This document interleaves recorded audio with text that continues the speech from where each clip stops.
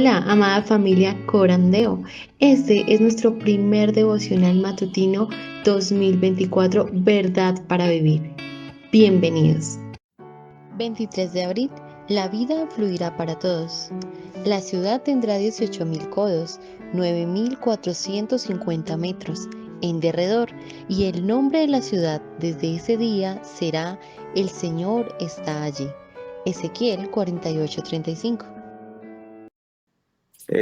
Muy bien, déjenme entonces comenzar orando y ahorita regresamos a este texto y a Ezequiel también. Entonces, oro y alguien más lee, ¿verdad, Andy? Sí, señor, que se dé. Ok, claro que sí. Señor, te damos gracias. Gracias, Señor, por este día. Gracias, Señor, porque hoy tú nos permites poder conocerte más. Es una oportunidad, Señor, que tenemos hoy para, Señor, acercarnos más a ti, Señor, más a tu palabra. Este día te doy gracias por esta oportunidad que me das de estar con hermanos de diferentes partes, Señor, para pensar en todas las riquezas que tenemos en Cristo y en lo que nos espera, Señor, cuando te veamos, Señor, cuando ya no necesitaremos más un templo físico, cuando ya no necesitaremos más, Señor, cosas que el día de hoy no podemos prescindir, Señor, pero que un día vendrá la restauración de todas las cosas. Que al pensar en esto, Señor, podamos llenar nuestro corazón de esperanza, Señor. Que al pensar en qué herencia tenemos entre los santos, pueda nuestra vida, Señor, ser avivada, Señor, para ti, ser gastada en tu servicio, Señor. Que el día de hoy podamos escuchar tu voz, Señor. Yo te pido que tu Santo Espíritu abra nuestros corazones, Señor. Que tu Santo Espíritu hoy nos permita escucharte, que tu Santo Espíritu hoy nos dirija en nuestras oraciones, en nuestra adoración. Señor, que el día de hoy entremos con confianza a ti, Señor, puesto que Cristo nos ha dado acceso completamente a tu trono, Señor. En Cristo Jesús te pido esto. Amén. Amén. Dice él, la vida fluirá para todos. La ciudad tendrá 18.000 codos, 9.450 metros en derredor, y el nombre de la ciudad desde este día será El Señor está allí. Ezequiel 48:35. Lo mejor está por venir. Los israelitas llevaban 6 décadas en el exilio cuando Ciro de Persia llegó al poder en el siglo VI a.C. Poco después, el rey permitió que algunos de los cautivos israelitas regresaran a su anterior hogar. Poco después, con gran esperanza y anticipación, Esdras y Nehemías viajaron de regreso y dirigieron al pueblo en la reconstrucción del templo y los muros de Jerusalén. El número de exiliados que regresaron era reducido y tuvieron que hacer frente a una importante oposición. Tuvieron éxito en sus esfuerzos, pero sus logros no fueron espectaculares. De hecho, los más ancianos y sabios lloraron cuando se pusieron los cimientos del templo, porque sabían que no cumplirían las grandes expectativas de los profetas. Los anhelos de los que lloraban reflejaban la profecía final de Ezequiel, que contenía esta gran esperanza. Algún día se construirá un nuevo templo en una Jerusalén más grande.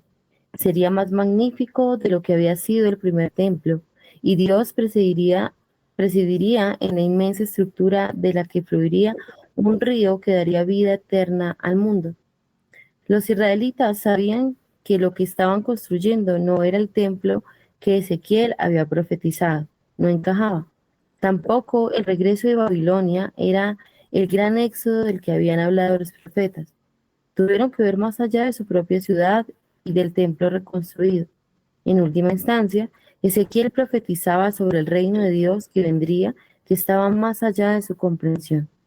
En el libro de Apocalipsis, Juan describe una visión del cielo que proporciona una visión diferente, la iglesia en el reino de Dios. El plan de Dios nunca se limitó solo a los israelitas, incluye mucho más. Él está decidido a deshacer por completo los efectos del pecado y a renovar el mundo entero. Una vez más, la humanidad sabrá lo que significa vivir continuamente en su presencia, en en la ciudad llamada El Señor está allí. Dios estará en medio de nosotros y de Él fluirá la vida para todos. y vi la ciudad santa, la nueva Jerusalén que descendía del cielo, de Dios, preparada como una novia ataviada para su esposo. No vi en ella templo alguno, porque su templo es el Señor, el Dios Todopoderoso y el Cordero. La ciudad no tiene necesidad de sol ni de luna que la iluminen, porque la gloria de Dios la ilumina, y el Cordero es su lumbrera. Apocalipsis 21:2, 22-23. Como los israelitas antes de nosotros, vivimos mirando hacia adelante. Nos inclinamos hacia el futuro en espera del regreso del Rey y la culminación de su salvación. Nos uniremos a Jesús en su reino y experimentaremos el gozo que supone estar con Él. No te conformes con lo que te ofrece esta vida, ni te desesperes por las decepciones del aquí y ahora. Nuestros mejores días están por venir en la ciudad de Dios. Para meditar Ezequiel 37, 1 al 2. Muy bien, Andy. Muchas gracias. Creo que ese texto, cuando Andy me pidió elegir, pues sin duda fui por este, te voy a decir por qué. Pero este texto realmente tiene mucha sustancia. Ahora, quisiera que, no sé, yo sé que algunos no pueden prender sus cámaras por la cuestión de que a lo mejor todos están en sus camas, pero sí me gustaría si algunos de ustedes pueden encender sus cámaras para también ver un poquito el flujo de esta conversación muy rápida, porque voy a tocar algunos puntos importantes. Cuando hablamos de toda la historia de la Biblia, estamos hablando que hay pequeñas historias, ¿no? La historia de José, la historia de Moisés, la historia de Jacob, la historia de Isaac. Hay pequeñas historias, pero no sé si alguien pudiera decirme de qué se trata toda la Biblia. Podemos decir que hay diferentes temas, subtemas, pero si podemos tomar todos esos subtemas, todos esas categorías dentro de la Biblia, si pudiéramos tomar todos esos personajes, esos eventos, ¿de qué podría tratarse la Biblia? ¿Cuál sería un tema que ustedes creen? Este tema es uno de los temas que predomina la escritura. ¿Alguien tiene alguna idea? Adelante, María Alejandra. Tú acabas de hacer una pregunta que es muy certera y si podemos dar una frase o resumir algo, diríamos que la Biblia nos tiene nuestro plan de redención en donde vemos allí expuesto todo el cuidado que el Señor tiene con la humanidad. Ok, muy bien, muy buena respuesta. Gracias, hermano Diego. Hermana María, se escuchó, pero bueno, no se escuchó, se vio que abrió su micrófono, pero no se escucha. A ver si puede otra vez. Disculpe, pastor, mucho gusto en Listo. conocerle. Bueno, Lo que quise decir como el hermano, que la Biblia tiene el plan de Dios para glorificar a su Hijo Jesucristo y para salvarnos por gracia y misericordia. Amén. muy bien, muy buenas respuestas. Gracias, hermana María y Diego, que ya, Diego ya va camino al trabajo. Fíjense, la respuesta que acaban de dar es la historia de la redención. Ahora, ¿por qué es necesario eso? ¿Por qué es necesaria la historia de la redención? ¿Por qué es necesario el Hijo? Y tenemos que irnos desde el origen. ¿Por qué Cristo vino? Y Cristo, en uno de los evangelios, dice que vino para recuperar lo que se había perdido. La pregunta, ¿qué es lo que se había perdido? Y tenemos que recordar en Génesis 1, capítulo 26 al 28, que Dios creó al ser humano a su imagen y semejanza. ¿Para qué? Para que ejerza dominio y señoree sobre todos los animales que existen sobre la faz de esta tierra. Ese es el propósito por el cual Dios crea a Adán y Eva. Es muy interesante porque utiliza demasiadas palabras. Génesis para la creación del hombre no se iguala a ninguna otra cosa que Dios haya creado.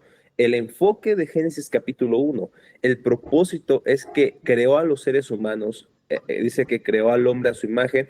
La palabra hombre se refiere a humanidad, no solamente el hombre masculino, por así decirlo. La palabra Adam en hebreo se refiere a humanidad, hombre y mujer. Nos creó imagen y semejanza suya. En el antiguo cercano oriente, cuando alguien venía a conquistar una tierra, ¿qué es lo que hacen los reyes en ese tiempo para, de alguna manera, reclamar su reinado? Lo que hacen es poner imágenes suyas, ya sea en las monedas, en las inscripciones. ¿Para qué? Para reclamar de que el rey ahora es, por ejemplo, el César, es el faraón, etcétera. Entonces Dios nos creó en este sentido como imágenes para reflejar su reino. ¿Y cómo sabemos eso?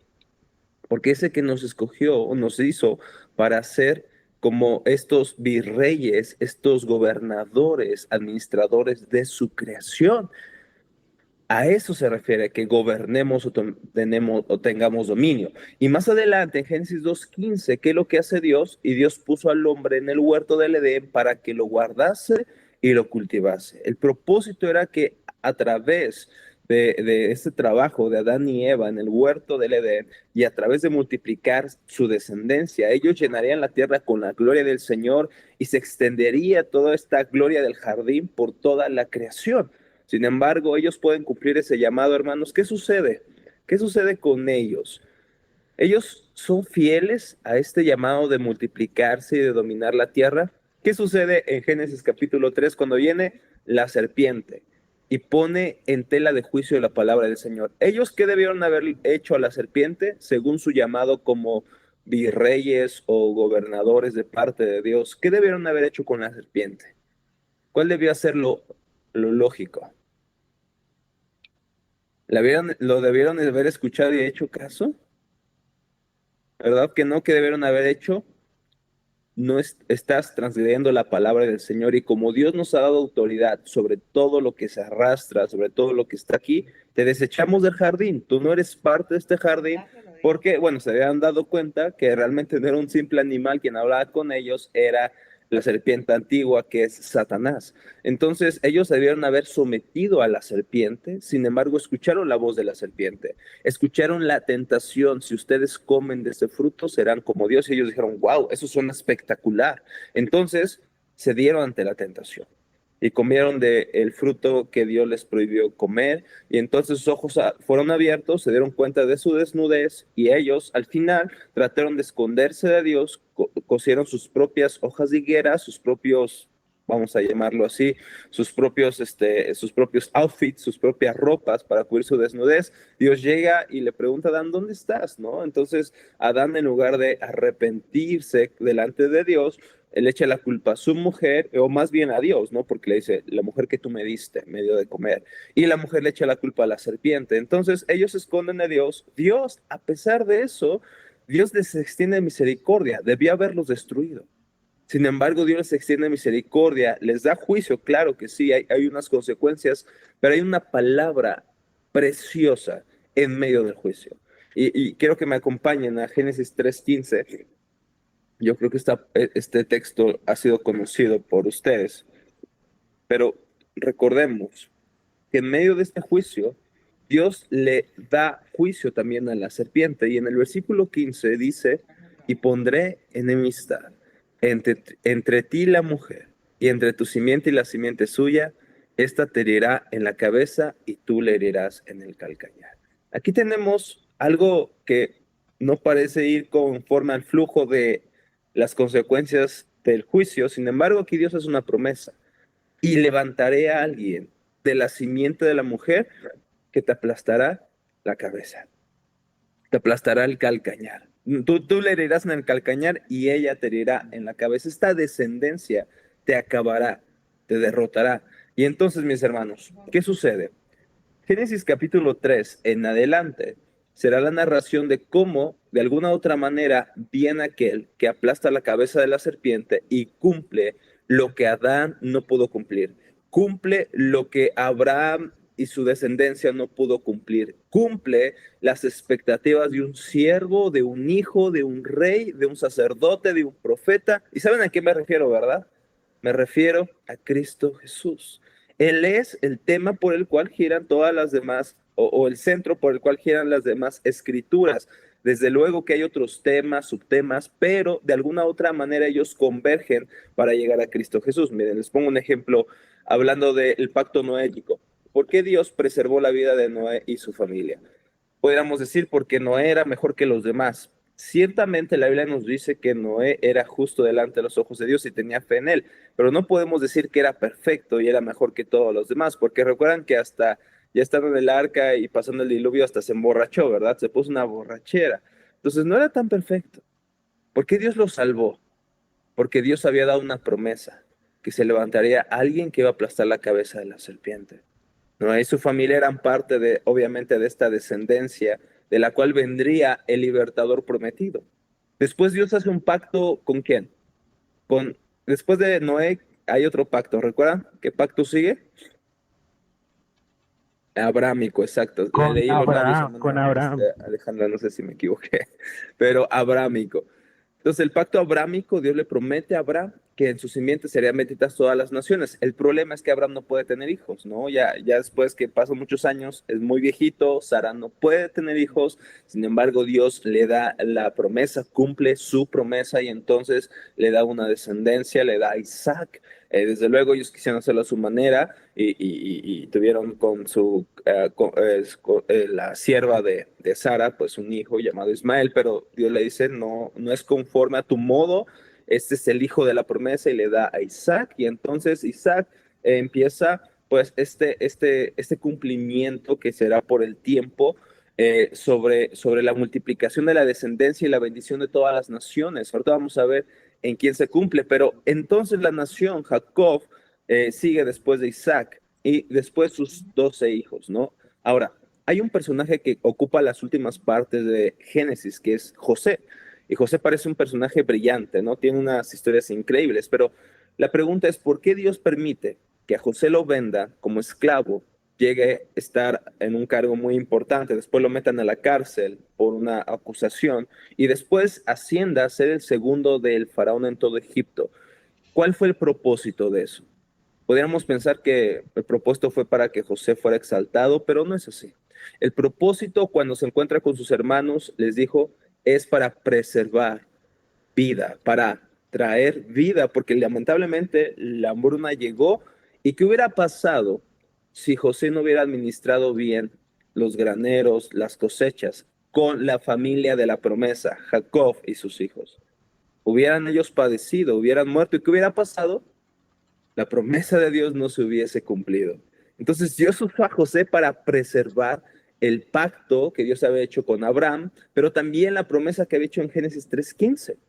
Y entonces José es parte de estos planes redentores y desde luego conocemos en Éxodo cómo inicia la nación, siendo una nación muy grande, amenazada otra vez desde luego que detrás de Faraón estaba pues Satanás mismo, matando a los varones, y entonces es preservado Moisés para libertar al pueblo de la esclavitud de Israel, que estaba en Egipto, y entonces ellos salen y después hay otro pacto. Ya hablamos del pacto noético, abrámico. ¿Y cuál sigue? ¿El pacto qué? Davídico. No, todavía no. Mosaico y sinaítico. Después sigue el davídico, hermana. Pero está muy bien, ahorita lo vamos a ver. Entonces Dios le da un pacto, ¿no? Les da la ley. Y algunos entienden que la ley fue dada para que ellos la vivan y sean salvos. No, no, no. Antes de que se las diera, le recuerda en Éxodo 20, yo soy el Dios, yo soy Jehová que los sacó de la tierra de Egipto, de tierra de esclavitud. Por lo tanto, y entonces les da su ley como resultado de la salvación, no para ser salvados. Ahora, esa era la forma en que ellos deberían vivir después de la salvación que han experimentado. Ellos deberían haber cumplido la ley, sin embargo, desde luego ellos no pueden cumplir la ley. Entonces Dios les da un sistema de sacrificios para darles perdón, remisión de sus pecados, pues sin derramamiento de sangre no hay perdón de pecados, ya que la paga del pecado es la muerte. Entonces unos animalitos inocentes deberían haber muerto por estos israelitas. Después Dios les da un llamado a conquistar la tierra de Canaán, la tierra prometida donde fluye leche y miel. Ellos la conquistan parcialmente, tardan mucho tiempo, y después de esto llega la dinastía de reyes, que es de Saúl. Sin embargo, después vemos que Dios desde luego elige, y lo había profetizado en Génesis 49:10, que de Judá no se apartaría el cetro hasta que viniera Silo. Entonces se levanta un rey de Judá llamado David, y conocemos el resto de la historia. Y en 2 de Samuel capítulo 7 vemos lo que dice nuestra hermana Gladys, el pacto davídico. Dios promete que se levantará un hijo que haría el templo del Señor y que establecería el trono de David para siempre. Parcialmente esto se cumple en Salomón, ya que Salomón no establece el trono de David para siempre. Hay otro hijo, otro rey por esperarse, y es lo que se ocupan los profetas. Hablar de aquel rey, de aquel Mesías, pero también de aquella restauración de todas las cosas que leímos hace un momento, como el templo. Y es entonces donde los israelitas por el pecado son exiliados, el reino del norte por Asiria, el reino del sur por Babilonia, y entonces después del exilio ellos regresan con Zorobabel y con Esdras más adelante y se restablecen en Jerusalén y restablecen el segundo templo, y a partir de ese periodo se le conoce como el periodo del segundo templo. Y mis hermanos, sin embargo, no parece cumplirse lo que se había profetizado. ¿Cuál era el propósito de Dios? El propósito de Dios era restaurar lo que se había perdido. El propósito es que Adán y Eva ya no eran imagen de Dios como debieron haberlo hecho. Aún permanecía la imagen de Dios en ellos, sin embargo, no podían reinar, no podían dominar esta tierra para la gloria de Dios. Entonces, el resto de las escrituras es una forma que nos muestra cómo Dios está restaurando el dominio que debió haber tenido desde el inicio a través de la descendencia de la mujer. Sin embargo, no es Abraham, no es David, no es Moisés, no es Israel quien cumple esto, porque sabemos que son hijos desobedientes. Son personas imperfectas. Siempre el Antiguo Testamento nos deja con sed de un mejor libertador, un mejor rey, un mejor profeta, un mejor sacerdote. ¿Quién es el que establece el reino de Dios? ¿Cuál fue la predicación de Jesús? Arrepiéntanse, porque el reino de los cielos ha llegado. El reino ha venido. Es Jesús, el inicio de las promesas, las aspiraciones, los suspiros, por así decirlo, del Antiguo Testamento. Él es quien establece el reino de Dios. Él es el hijo obediente. Él es el mejor Adán. Por eso dice Pablo en Romanos 14 que Adán era un tipo de Cristo. Apuntaba hacia Cristo. Jesús es aquel que obedece a Dios. Adán desobedeció en un paraíso. Jesús obedece aún en medio del desierto. Israel, en medio de la travesía del desierto, ¿qué hace? Una y otra vez cae en la incredulidad. Jesús, en medio del desierto, 40 días, él, a pesar de ser tentado con las más fuertes tentaciones por Satanás, él obedece al Padre y permanece siempre santo, cumpliendo la ley de Dios. Él es la expectativa del templo y del tabernáculo. ¿Cuál era el propósito del tabernáculo y del templo? Que Dios habitara en medio de su pueblo. Sin embargo, ¿quién podía entrar al tabernáculo? ¿Todos los israelitas? No, solamente podría entrar al lugar santísimo el sumo sacerdote una vez al año, los levitas al lugar santo y los demás israelitas solamente en el patio, y los gentiles pues ni siquiera podían entrar al patio. Sin embargo, Jesús es el verdadero tabernáculo. El verbo fue hecho carne y habitó entre nosotros y vimos su gloria. La palabra habitar viene de la misma palabra griega que se utiliza en la Septuaginta para hablar de tabernáculo, eskene. Aquí dice eskenosen, que significa hizo su tabernáculo entre nosotros. Jesús en el capítulo 2 de Juan también dice que él es el templo. Dice, destruyan ese templo en 3 días, destruyan ese templo y en 3 días lo edificaré. Y los fariseos decían, ¿cómo es que este templo tardó tanto en construir? Tú lo vas a edificar en 3 días. Pero dice Juan, él no se refería al templo físico, sino a su cuerpo, el templo. Él es el tabernáculo, él es el templo. Él es el rey Mesías, el prometido. Y por eso Mateo y Lucas, Mateo 1, Lucas 3, se encargan de ver su genealogía hasta David, pero más allá, hasta Adán y Dios mismo. Él es la promesa de la mujer que aplastaría la cabeza de la serpiente. Él es el hijo por el cual serían benditas todas las naciones. Y alguien que me ayude a leer Gálatas 3:16, por favor. Gálatas 3:16. Gracias. Ahora bien, las promesas fueron hechas a Abraham y a su simiente. No dice y a las simientes, como si hablara de muchos, sino y a tu simiente, como de uno que es Cristo. Muy bien, gracias. Fíjense, ¿quién se cumple la promesa de la bendición? El pacto abrámico en Cristo Jesús. Él es realmente el cumplimiento. Y es Cristo el quien establece otra vez el reino de Dios en esta tierra. Es Cristo que nos lleva a la nueva Jerusalén, el día en que, hermanos, la historia empezó con un jardín, pero terminará con una gran ciudad, porque ese fue el propósito de Dios. Vivir, habitar entre los seres humanos. Pero, nuevamente, Adán no pudo ser ese fiel representante. Abraham era solamente este hombre usado por Dios para cumplir sus propósitos, pero no era a través exactamente de él, sino de su descendencia. Israel no pudo cumplir el reino de Dios en esta tierra porque era un hijo desobediente como nosotros lo somos.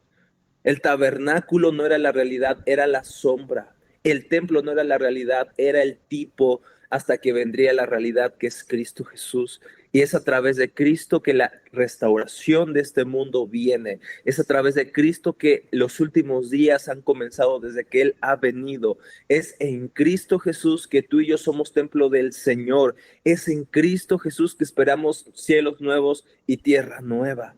Mis hermanos, ¿por qué es importante haber hecho todo este recorrido en las Escrituras? Dice la hermana María, está emocionada por esto, pero ¿por qué hacer este recorrido en todas las Escrituras? Porque de eso se trata, de Dios restaurando todas las cosas para su gloria, como bien lo dijeron, lo dijo Diego, lo dijo María, para restaurar todas las cosas para su gloria. Por eso Cristo vino, para recuperar lo que se había perdido. Y en Cristo esperamos que Él venga por segunda vez y restaure todas las cosas. ¿Por qué? Porque entonces ya no será un jardín lo que veremos, ahora será una gran ciudad. Ese ha sido el propósito de Dios. Vemos un jardín, pero terminamos en una gran ciudad, la ciudad de Dios. Y quiero que antes que leamos los textos que mencioné al inicio, fíjense lo que el profeta Isaías profetiza en Isaías capítulo 65. Isaías 65, 17. Fíjense lo que Dios dice. Isaías 65, versículos 17 en adelante. Porque aquí yo crearé nuevos cielos y nueva tierra, y de lo primero no habrá memoria, ni más vendrá al pensamiento. Mas os gozaréis y os alegraréis para siempre en las cosas que yo he creado, porque aquí yo traigo a Jerusalén alegría y a su pueblo gozo. La pregunta es, ¿a qué Jerusalén se está refiriendo? Versículo 19, y me alegraré con Jerusalén y me gozaré con mi pueblo y nunca más se oirá en ella voz de lloro ni voz de clamor. No habrá ya más ahí niño que muera de pocos días, ni viejo de días que no cumpla, porque el niño morirá de 100 y el pecador de 100 años será maldito. Edificarán casas y morarán en ellas, plantarán viñas y comerán fruto de ellas. No edificarán para que otro habite, ni plantarán para que otro coma, porque según los días de los árboles serán los días de mi pueblo, y mis escogidos disfrutarán de la obra de sus manos. No trabajarán en vano, ni darán a luz maldición, porque son linaje de los benditos de Jehová y sus descendientes con ellos. Y antes que clamen, responderé yo. Mientras aún hablan, yo habré oído. El lobo y el cordero apacentados juntos, y el león comerá paja con el buey, y el polvo será alimento de la serpiente. No afligirán ni harán mal en todo mi santo monte, dijo Jehová. Esto no se cumple con el retorno de los exiliados, porque hay muerte, aún hay lágrimas, aún hay pecado, aún hay todos los efectos de la caída. Sin embargo, este texto nos está apuntando a cielos nuevos y a tierra nueva cuando todo sea restaurado. Ahora, otro texto paralelo, por así decirlo, es Jeremías capítulo 3, versículo 16. Y ahorita vamos a ir ya aterrizando lo que leímos con Andy hace un rato. Jeremías 3.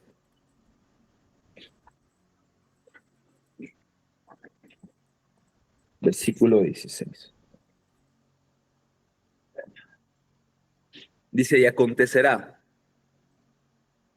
que cuando se multipliquen y crezcan en la tierra en esos días, dice Jehová, no se dirá más el arca del pacto de Jehová, ni vendrá al pensamiento, ni se acordarán de ella, ni la echarán de menos, ni se hará otra.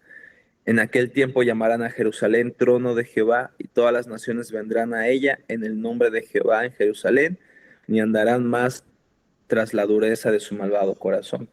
Esto probablemente algunos exiliados que regresaron pensaron que se iba a cumplir en su tiempo, ¿no? En el tiempo que regresaban del exilio. Sin embargo, dice que ya no necesitarán más arca del pacto, ni vendrá el pensamiento, ni se van a acordar de ella. Y también dice que Jerusalén será llamada trono del Jehová y todas las naciones vendrán a ella y ya no habrá más terquedad del corazón. ¿Eso se cumple en el regreso del exilio? pues podemos ver en la historia que no se cumple, ¿no? Ellos siguen siendo tercos, sigue habiendo maldad y terquedad en el corazón de todos los seres humanos. Aún en este tiempo donde ellos regresan, aún hay un templo, aún al parecer hay un arca probablemente. Entonces no se cumple todavía esa expectativa. ¿Cuándo se cumple? Ahora sí, vamos a Apocalipsis 21. Y estoy dejando pasar algunos otros textos importantes, pero que al final, no nos va a dar mucho tiempo de verlos. Adelante, hermana María. Hasta el 5, ¿cierto? Del 1 al 5, pastor. Ah, sí, hermana. Apocalipsis 21 del 1 al 5, por favor. Muy bien. Y vi un cielo nuevo y una tierra nueva, porque el primer cielo y la primera tierra se fueron y el mar ya no es. Y yo, Juan, vi la santa ciudad, Jerusalén nueva, que descendía del cielo, de Dios, dispuesta como una esposa ataviada para su marido. Y oí una gran voz del cielo que decía: He aquí el tabernáculo de Dios con los hombres, y morará con ellos, y ellos serán su pueblo, y él mismo será su Dios con ellos. Y limpiará a Dios toda lágrima de los ojos de ellos, y la muerte no será más, y no habrá más llanto, ni clamor, ni dolor, porque las primeras cosas son pasadas. Y el que estaba sentado en el trono dijo: He aquí, yo hago nuevas todas las cosas. Y me dijo: Escribe, porque estas palabras son fieles y verdaderas. Muchas gracias. Como pueden ver, aquí en este caso Juan está usando el lenguaje de Isaías muy evidentemente, pero también veremos el lenguaje de Ezequiel. Fíjense, ahora en la restauración de todas las cosas, dice que Juan vio descender la Nueva Jerusalén. La Nueva Jerusalén es la iglesia del Señor, y esta iglesia del Señor hará una gran ciudad, y en esta ciudad ya no necesitaremos, fíjense lo que dice el versículo, ¿a quién le asigné este texto? Creo que fue el versículo 22. ¿A alguien? No, ¿verdad? No le asigné a nadie. Pero fíjense lo que es el versículo 22 de Apocalipsis 21, el mismo texto. Y no viene ella templo, porque el Señor Dios Todopoderoso es el templo de ella y el Cordero.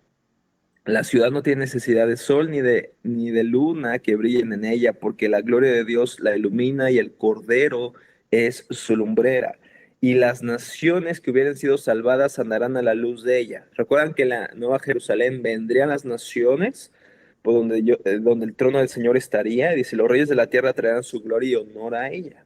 Sus puertas nunca serán cerradas de día, pues allí no habrá noche. Y llevarán la gloria y la honra de las naciones a ella, y no entrará en ella ninguna cosa inmunda que hace abominación y mentira, sino solamente los que están escritos en el libro de la vida del Cordero. Aún más, capítulo 22. Después me mostró un río de agua limpia de vida, resplandeciente como el cristal, que salía del trono de Dios y del Cordero, en medio de la calle de la ciudad. Fíjense, hay un río en medio de la calle. Justo aquí en la Ciudad de México, estas semanas estamos sufriendo de agua, ya no habrá más escasez de agua. Incluso en medio de esta ciudad fluye un río de agua, dice, en medio de la calle de la ciudad, y uno al otro lado del río estaba el árbol de la vida. ¿Dónde encontramos el árbol de la vida otra vez? ¿En otra ocasión? ¿En qué otro texto? En el Edén, ¿están de acuerdo? En Génesis capítulo 2, capítulo 3. Entonces dice que produce 12 frutos, dando cada mes su fruto, y las hojas del árbol eran para sanidad de las naciones. No habrá más maldición, y el trono de Dios y el Cordero estarán en ella, y sus siervos le servirán. Verán su rostro, y su nombre estará escrito en sus frentes. No habrá más noche, y no tienen necesidad de luz de lámpara ni de luz del sol, porque Dios el Señor los iluminará y reinará por los siglos de los siglos. Mis hermanos, el texto que leímos, o sobre la referencia que leímos de Ezequiel, el templo, muchos pensaban que era un templo necesariamente físico, pero lo que Ezequiel estaba profetizando era la restauración de la misma creación, donde tú y yo ya no estaremos un templo físico, hermanos. Algunos esperan la construcción de un tercer templo, Pero si el tabernáculo de Dios, el templo que es Cristo, ha venido, necesitaremos otra vez hacer sacrificios. Necesitaremos otra vez tener el lugar santo, santísimo y los atrios, porque ya tenemos acceso delante de Dios por medio de la sangre de Jesucristo. Cristo estaba indicándonos que era el cumplimiento, y el cumplimiento de la restauración de las promesas desde Génesis es esto: cuando Dios traiga su gloria sobre esta tierra. Ya no necesitaremos más luz, ya no necesitaremos un templo físico. Por eso dice Jeremías, ya ni se van a acordar del arca. ¿Por qué? ¿Por qué, hermanos? Porque el Señor y el Cordero serán nuestro templo. ¿Y saben cuál es lo más glorioso? Lo más glorioso, hermanos, y no me malentiendan, yo amo leer la Biblia, yo amo la palabra del Señor, pero habrá un día donde ya no veré y conoceré a Cristo solamente por este libro. Miren, apenas está sonando mi alarma. Sino que veré a mi Señor. Tendré comunión cara a cara con Él. Y tú dirás, ¿y esto en qué nos afecta? Juan dice que seremos como Él porque le veremos. Y el que piensa en esto se santifica a sí mismo. Andy me dijo, este devocional también es práctico. Y esto suena muy utópico, muy lejano. Pero fíjense lo que dice Juan: el que piensa en esto, cuando seamos restaurados a la imagen de Cristo, cuando ya no habrá más pecado, ya no habrá más idolatría, mis hermanos. Y esto es confianza, y esto es un ánimo para nuestros corazones, porque, hermanos, honestamente, cuando vemos nuestras vidas todos los días, no vemos perfección. No vemos que todavía vivimos para Cristo sometidos completamente. ¿Están de acuerdo que todos los días luchamos con adorar a otros dioses? No, yo no adoro a los santos, yo no adoro a otros dioses. Ay, pero ¿qué tal tus finanzas? ¿Pero qué tal tu comodidad? ¿Qué tal tu ministerio? ¿Qué tal adoras a tus hijos, tu trabajo, tu belleza, tu aspecto, tu fama? A veces adoramos esas cosas más que a Dios. Pero el que piensa en estas cosas se santifica a sí mismo. En medio de tus luchas, recuerda que Cristo restaurará tu vida para siempre. Por eso Pablo en Romanos dice, la creación gime por la manifestación de los hijos de Dios, y se refiere a cuando seamos restaurados completamente. La creación gime restauración, cielos nuevos y tierra nueva. Pero dice Pablo, nosotros también gemimos, también pedimos restauración, porque aún vemos una batalla en nuestros corazones. De verdad, hermanos, ¿quién de ustedes ama al Señor con todo su corazón y con todas sus fuerzas? Yo creo que nadie todavía ama al Señor completa y perfectamente. Nuestro corazón todavía está dividido, amando otras cosas. Aún luchamos con el pecado, aún vemos que nuestros miembros, nuestra carne es atraída hacia el pecado, aún vemos una lucha constante en nuestros corazones. Es decir, todavía no somos lo que deberíamos de ser. Esperamos cielos nuevos, tierra nueva, pero también esperamos un cuerpo nuevo, un corazón completamente restaurado, un corazón que ya no tenga más ídolos, un corazón que ya no sufra, un corazón que ya no tenga dolor, un corazón que ya no sea decepcionado, un corazón que ya no esté vacío, un corazón que ya no se deprima, un corazón que ya no peque en contra del Señor. Y ese día vendrá, cuando todas las cosas sean restauradas, pero también nuestros corazones. Cuando el Señor habita en medio de nosotros. Y mis hermanos, en medio de tus luchas, en medio de tus tentaciones, en medio incluso de tus circunstancias complicadas, recuerda esto: el Señor restaurará todas las cosas. Y lo que vio Ezequiel fue un anticipo de lo que será aquel día que estemos delante del Señor. Y recuerden, hermanos, nuestra morada no va a ser el cielo, no vamos a estar como angelitos tocando el arpa. Nuestro destino está en poseer esta tierra restaurada, esta tierra renovada, y viviremos con Él y reinaremos con Él para siempre. Así termina la historia en Apocalipsis. Lo que Adán y Eva no pudieron hacer en Génesis, Cristo lo cumple. El Señor restaura todas las cosas. Y mis hermanos, esa es la esperanza que tenemos. Un día seremos restaurados, un día ya no habrá más pecado, y en medio de tu lucha presente, recuerda esto y llénate de esperanza, sabiendo que el Señor ha triunfado sobre tu pecado, el Señor ha triunfado sobre tu idolatría, el Señor ha triunfado sobre tus circunstancias. En medio del dolor, mi hermano, recuerda que Cristo enjugará tus lágrimas. En medio de las circunstancias, recuerda que Él terminará, aniquilará todo el dolor, todas las tribulaciones, todas las angustias. Un día ya no serán más. nada inmundo, pero tampoco ninguna consecuencia del pecado estará en la Nueva Jerusalén. Cuando el Señor cumpla lo que debió pasar en Génesis capítulo 1 y 2, Él lo va a hacer a través del Cordero, a través de Cristo. Mis hermanos, pensando en esto, vamos a orar al Señor y le voy a pedir a dos hermanos. Yo sé que a lo mejor no es la dinámica de la charla, pero me gustaría agregar esto. Me gustaría que oráramos en primer lugar por nuestros hermanos que están pasando circunstancias difíciles, que están pasando momentos complicados en sus vidas, en sus trabajos y familias, que pensando en esto, pensando en que Cristo vino justamente a inaugurar los últimos tiempos de la restauración de todas las cosas, que hallemos esperanza en que el Cordero ha vencido nuestras circunstancias, ha vencido nuestro dolor, ha vencido nuestro pecado, y Él un día restaurará todas las cosas, que pensando en esto nuestros hermanos sean animados.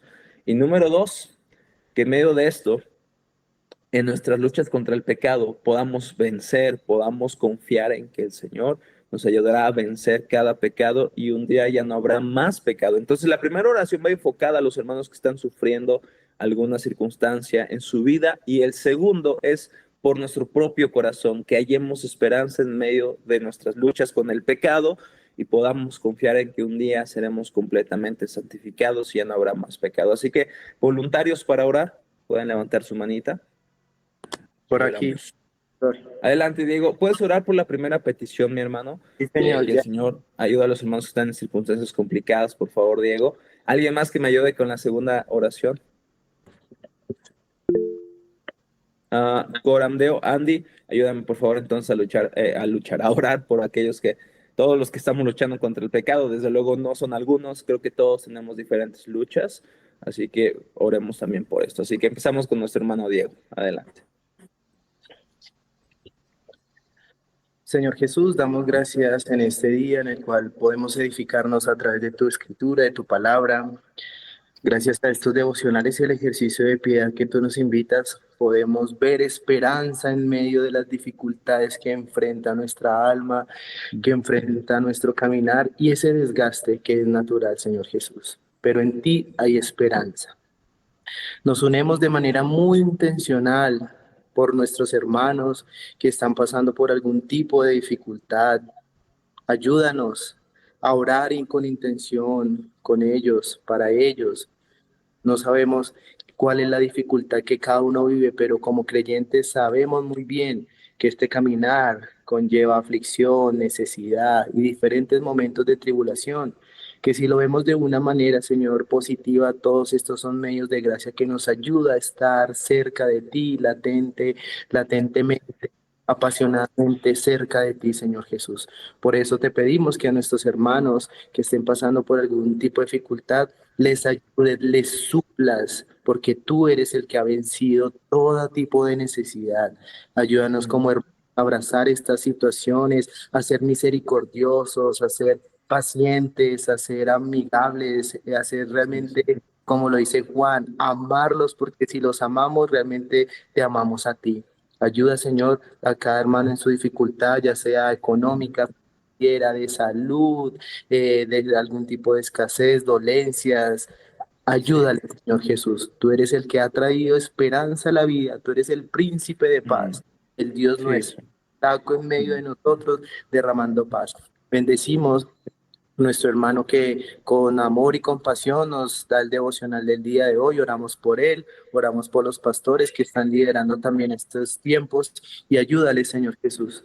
A veces los pastores día a día se suben a los púlpitos y no sabemos que detrás de ellos también hay bastante aflicción. Por eso te pedimos que a nuestros líderes y pastores tú les ayudes y como un pueblo que tú has llamado a ser orantes, pero ayúdanos a ser fieles a ti, fieles a ti. A ti, Señor Jesús, la gloria y la honra por siempre. Amén. Amén, amén, amén. Amado Padre Celestial, te damos gracias, Señor, por permitirnos el día de hoy reunirnos un día más, Señor, abrir nuestros ojos porque es tu infinita misericordia, Padre, la que nos permite hoy estar despiertos, Señor. Uniéndome a la oración y en petición, Señor, te rogamos por cada uno de nuestros corazones, Padre, Te pedimos que seas tú escudriñando realmente nuestros corazones, realmente Sí. mostrándonos todos estos ídolos, Señor, que nosotros en nuestro pecado, nuestra necedad, ponemos allí, Señor, en vez de mirar y tener nuestros ojos en ti, Padre. Qué gran, Sí. maravilloso milagro, Señor, y qué grande gracia es que un Dios vivo, todopoderoso, se acerque a su pueblo, Señor, porque siempre has sido tú, Señor, viniendo por nosotros. Has sido tú quien ha transformado nuestro corazón, Señor, ha quebrado nuestro corazón y nos has llamado para tu gloria, Señor. Y aquí estamos, tu pueblo, orando ante ti, Señor, clamando como estaremos en aquel victorioso día, Señor, donde te veremos cara a cara, donde ya no existirá llanto, no existirá dolor, Señor, donde cada uno de nuestros pecados, Señor, será totalmente eliminado y podremos amarte con corazón sincero, Señor, que todos nuestros esfuerzos acá en la tierra tendrán esa victoria, Señor, pero en ti, porque tú lo has hecho, Señor, porque tú nos has llevado precisamente a amarte, Señor, y a que este sacrificio perfecto que tú hiciste no sea en vano, Señor. Has venido por tu pueblo y estaremos allí contigo, Padre. Te pedimos que seas tú permeando nuestros corazones, Señor, que nos ayudes, que cuando venga esa tentación a nosotros, cuando esté el pecado ahí, recordemos que tú eres más grande, Señor, que tú has vencido y que porque tú has vencido nosotros podemos vencer, Padre. Sí, Te pido por cada uno de nuestros corazones que puedas tú ayudarnos a aniquilar todos estos ídolos, Señor, y estemos atentos, Señor, de nuestro engañoso corazón y a predicar el Evangelio diariamente, Señor. Sí. Te agradecemos y te pedimos que seas tú quien continúe bendiciéndonos, Señor. Te hemos orado en nombre de tu Hijo Jesús. Amén. Amén. Amén. Muchas gracias, Andy. Y déjenme recordarles algo más, nada más, ya es lo último. Al final del libro de Apocalipsis, en el versículo 14, el versículo 16, perdón, dice: yo, Jesús, he enviado mi ángel para darles testimonio de estas cosas en las iglesias. Yo soy la raíz y el linaje de David, la estrella resplandeciente de la mañana, y el espíritu y la esposa dicen: ven, y el que oye diga: ven, y el que tiene sed venga, y el que quiera tome el agua de vida gratuitamente. Hermanos, ¿quién hoy necesita a Cristo? ¿Quién hoy necesita beber de Cristo? ¿Quién hoy necesita ser saciado por Cristo? Hoy la invitación está. No solamente en aquel día que Él venga, donde seremos saciados completamente, como dice John Owen, pero hoy podemos venir. Hoy podemos venir a Cristo y decirle: Señor, te necesito a ti. Quiero el pan que me da saciedad. Quiero la sed que me quita, quiero el agua que me quita la sed. Quiero ser saciado. Hoy podemos venir a Cristo, hermanos, y hoy lo necesitamos. Somos ilusos si pensamos que ya no necesitamos a Cristo porque ya tengo mucho tiempo en el Evangelio, porque enseño de la Biblia, porque tengo ministerio. Eso no significa nada. Necesitas a Cristo. Hoy yo necesito a Cristo. Así que la invitación está hoy para beber y acercarnos a Él y ser saciados con lo que Cristo nos puede dar. El único que puede saciar nuestra sed. Todo lo demás son impostores. Todos los demás ídolos no nos pueden saciar. Lo que hacen solamente esclavizarnos. Solamente Cristo puede dar verdadera bebida y verdadera comida a nuestras almas. Así que muchísimas gracias por su tiempo. Ha sido un placer para mí estar con ustedes y nuevamente disculpen en la confusión del horario, pero bueno, lo bueno que sí pudimos estar. Así que gracias, hermanos. Gracias, Andy, por la invitación. Gracias, pastor, por la palabra. Feliz día. Un placer, Gracias. hermanos. Gracias, hermanos. Que le bendiga. Bendiciones, muchas gracias. Bye, bye. Chao, hasta luego. Excelente día a Dios todos. les bendiga. Dios les bendiga. Bendiciones. Excelente. Gracias, hermano Rafael. Un placer, hermana Gracias, mis María. hermanos. Gracias por su Doctor, atención. excelente día. Gracias. Chao.